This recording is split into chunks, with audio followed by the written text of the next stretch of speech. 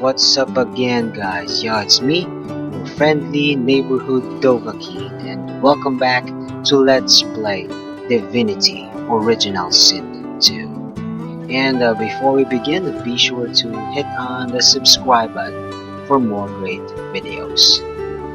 Okay, just a short recap of what happened in the previous episode.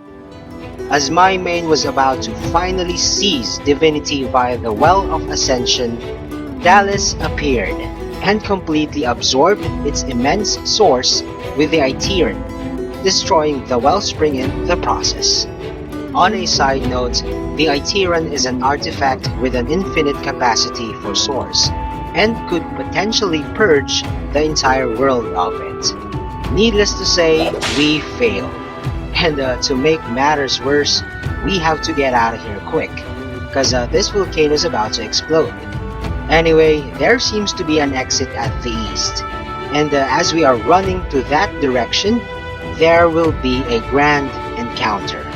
And I don't want to spoil it, but to give you an idea on the gravity of this battle, in my last vid, my party did not use SP at all.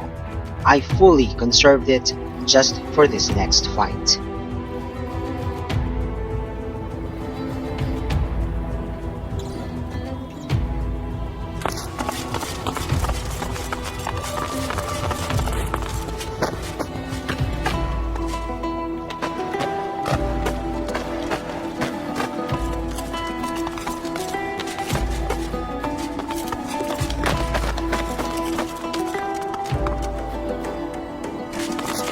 The ritual has failed.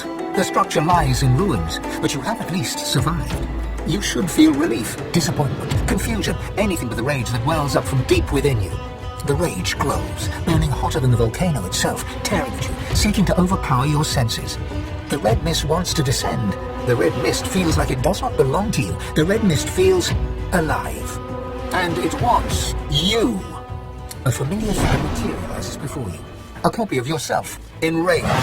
Your own face glowers at you in hateful fury.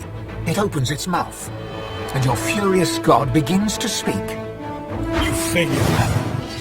You nobody. You weakling. Look me in the eye. I am Relic. I am god of this world. All that you are is mine. It shall be mine once more. Yield. Surrender yourself to your god, that he may right your wrong. Yield to Relic, that he may be god of Liverlock. If you won't yield by your own will, you will yield by mine. Yield to me!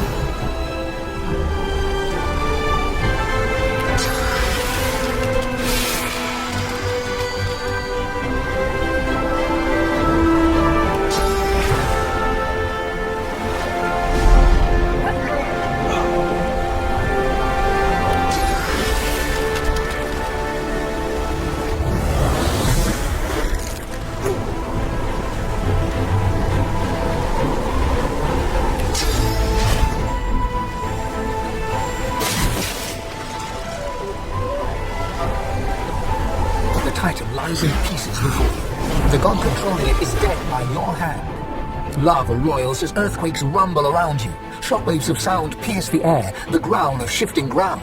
Suddenly, a voice echoes in your mind. It's Malady. Where the hell are you, she calls. Ah, find my beacon. We need to get out of here now. Her voice crackles and dissipates in your mind.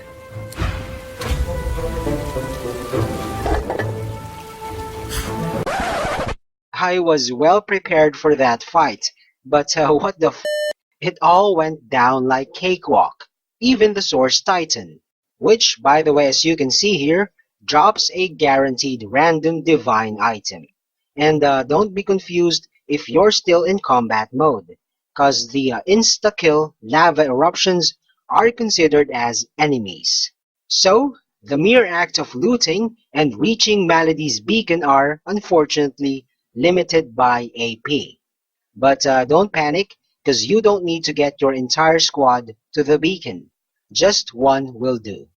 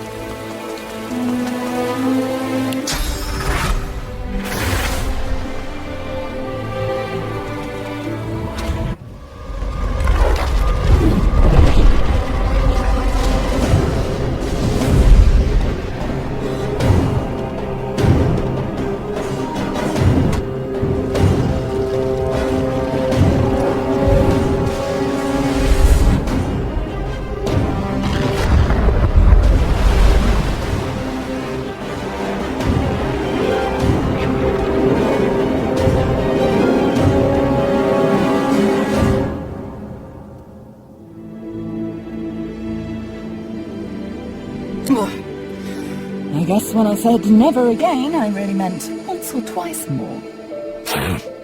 Okay. Okay. Hall of Echoes once more. Our home away from home. Close indeed. You almost became a god, and instead you're still... you. At least you managed to murder one of the 7. Quite the spectacle. I've never seen anything so... Let's talk about this later. I need to rest. We've still one big jump to go, but it'll have to wait. She casts her gaze around, taking in the streaming bluish ether. She breathes a deep, ragged breath. At least it's quite beautiful here, isn't it? I'm going to take a rest, sort myself out. I suggest you do the same. Speak to the ship if you need me. She'll know where to find me. This may be your last bit of respite before the storm blows in again, Godwoken. Enjoy it. You deserve that much.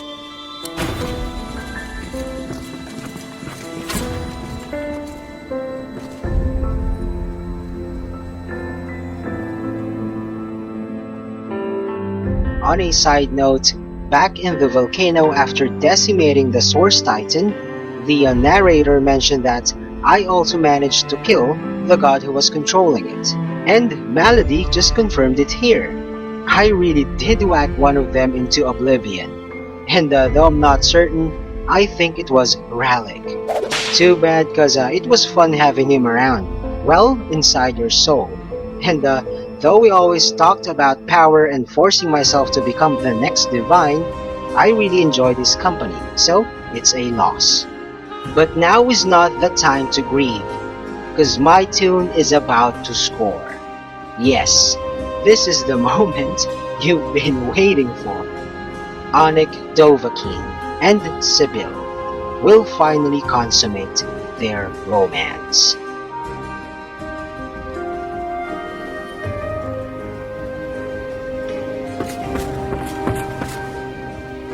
After all that's just happened, life, every flawed morsel of it, seems more precious to you than ever. You look around at those who have accompanied you so far. In each one, something unique shines through. Divinity has eluded you so far, but humanity beats strong within you, here and now. Who knows what lies ahead for you, for your companions? Your quest failed. The void is growing stronger, and the hall is dark. You feel the need for some affection. Perhaps they feel it too. She pulls you close and kisses you like you've never been kissed before. That's a yes. Come, let's find ourselves a quiet spot, shall we? As you move to go below decks, the live wood creaks and groans. The steps you thought you knew lead you to a part of the ship you've never seen before.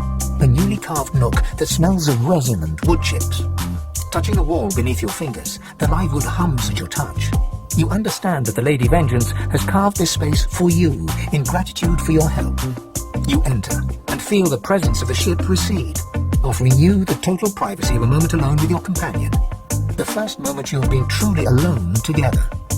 No sooner have you entered the room than Sebille shoves you onto the bed and starts tearing at your clothes. I want you naked. Now. She looks on as you remove your garb, and it's like you can feel her gaze, an eager flame that travels up and down your naked body. Good boy. She takes one of your hands and leads it to her lips, gently brushing them with your fingertips. Remember how when we first met I licked your arm? Think now of what will happen when I lick you all over. All those memories shrouded in flesh. No more secrets. I will know you like I know my own heart. She lowers your hand and places it between her breasts. You can feel the beat of her heart, the dulcet, ancient rhythm. Let me come to know you. She kisses you gently. Then, as your mouths open, a dalliance of tongues. The sweet taste of remembrance. The titillation that is one's first kiss. How young you were. Tell me, how was it? So I gather. But practice makes perfect, as we've just proven. I think it's time for another taste. She kisses your neck, your chest, twirls her tongue around your nipples. Oh, now we're getting somewhere. Another sensation altogether. But you're afraid. Tell me why. I understand. But there is so much more to me than my needle. Forget the scar. Forget the names on my skin. And forget the instrument with which I kill. You will get to know the real me. All of me. I am Sebille. And I'm here with you. That's right, my darling. I'm here with you. Now do you realize you've no reason to fear me? That I could never hurt you. I love you. I want you. Her kisses go lower still, your belly and below. Her tongue is all along your length. Just a tease. Slowly she moves back up, her body close to you, her lips against your ear. Just one question left. The one question as yet unanswered in your flesh. Do you love me too? And I believe you, for you told me the truth before. With a few easy movements, Sebille slips out of her clothes and straddles you in all her naked glory. Two heats halt against one another. Oh, isn't it wonderful to be in love? Isn't it magical to make love? Her lips land on yours once more as she guides you inside her and slowly, ever so slowly, gallops you into oblivion.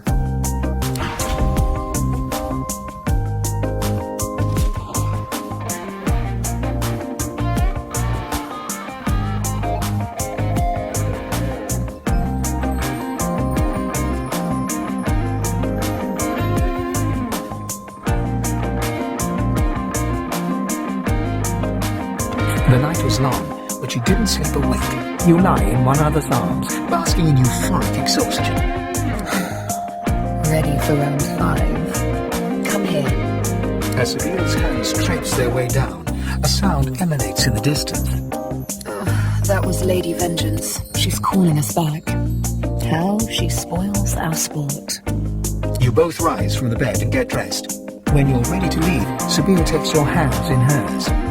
You know me now, don't you? The real me. You're not afraid anymore, are you? And I love you. One more kiss. Then you leave, your arms around each other's waist. Let's get this divinity thing over with, shall we? This is so much more fun.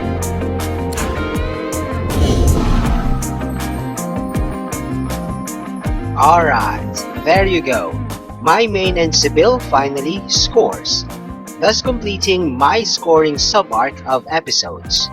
Fane in his lizard horse Zara back in the Driftwood Tavern, Red and Sadha, the Red Princess, at Paradise Downs, and now this vid. Anyway, though I'm not a fan of erotic novels, and I haven't read any, I commend the amazing job of the writers and the voice actors as well. Because though it's happening in your face, of course, minus the nudity, you can't help but imagine what's really going down because of how vivid the narrative was executed. And the most epic line there was, "Slowly, ever so slowly, gallops you into oblivion." Well, hello again. As much as I would enjoy sailing these waters with you, I fear our time is short. I believe Malady recommended speaking to the ship's head when you were ready to leave. But I suppose it all depends on how much faith you put in a half-demon. Anyhow, the spirits of your old, now sworn companions, whom you've just defeated in the arena, are here as well. So you can take some time to chat with them before asking Malady to bring you back to Rivellon. Take whatever time you need to gather yourself, my friend. When you are ready, we can proceed. Yes, I am sorry. She had me built to her exact designs. Not even I know all the ways in which she can control me. She was able to follow my wake like a shark. But I will see myself destroyed rather than be forced to betray you again. I swear. It shall be done.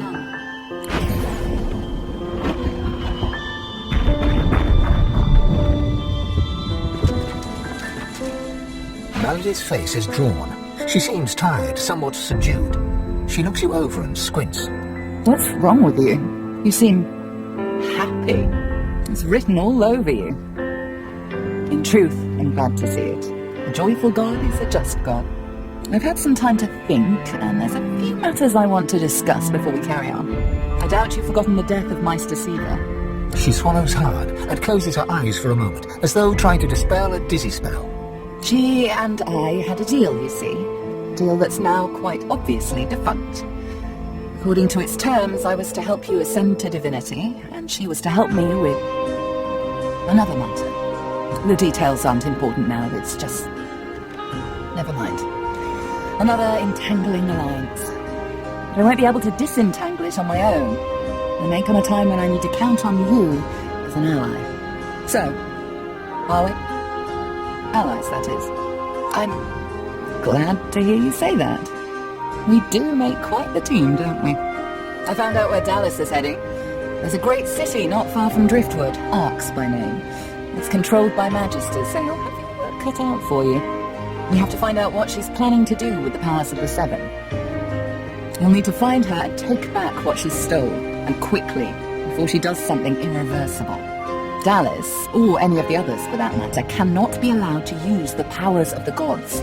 She doesn't understand what must be done. She doesn't understand how to rule. It's quite simple, really. Chaos is a fact of life, surer than any other. Power is one of the few structures that can cut a line through that chaos. If wielded well, that line will mean stability, order, a comfort against the unknowable, changing forces of chaos. If wielded poorly, the line will mean domination, terror, different from chaos, but no better. Dallas, and the others like her, Alexander, the Mother Tree, the Prince of Shadows, they are little better than demons, really. They seek power at the expense of others, not to create stability, but to create servants. Look at my face, Godwoken. What do you see? I suppose we all see what we want to see. When I look in the mirror, I see balance. Balance between darkness and light, between good and evil, whatever those categories mean. When the time comes for you to ascend, remember my face. Remember that despite any shortcomings you might have, if you can bring a semblance of balance to the world, you'll have done as good as the Seven did. And if you can be stronger than them, you'll do all the better. The Seven are gone, slain by their Godwoken, slain by you. You have the potential, the obligation even, to do better than they did, to create a better world than the world they made. I know what evil is, Godwoken. I've seen what chaos can do. It isn't how I picture Rivellon's future. You are my insurance against that. Now, there's little time to spare. We need to get you to Arx, find Dallas, take back what she stole. Shall we go? Very good. How lucky for you, I'm on your side. I'm probably the only one masterful enough to transport an entire ship safely between the land of the dead and the land of the living. Captain Malady stands at the ready.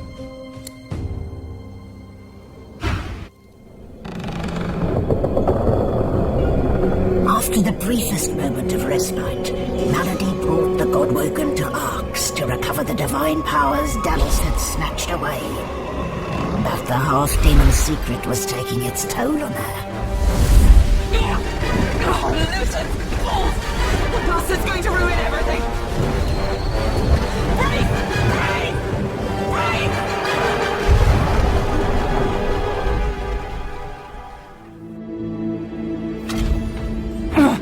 Don't say anything. Melody groans, her face twisting in pain. She falls to one knee, catching herself on her hands. Yes, not my finest work.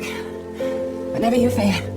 I've pulled a clever trick out of my sleeve. The Lady Vengeance stands in two realms at once, her body here, her soul in the Hall of Echoes.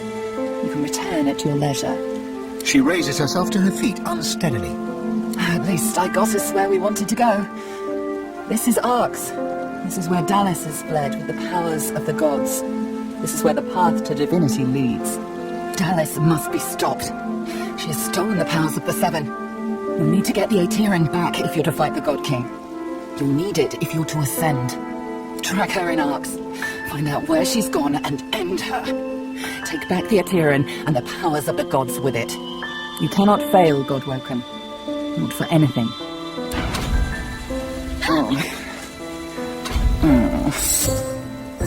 These Godwoken are going to be the death of me.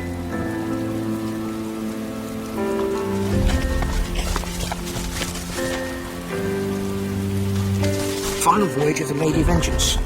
She served us well.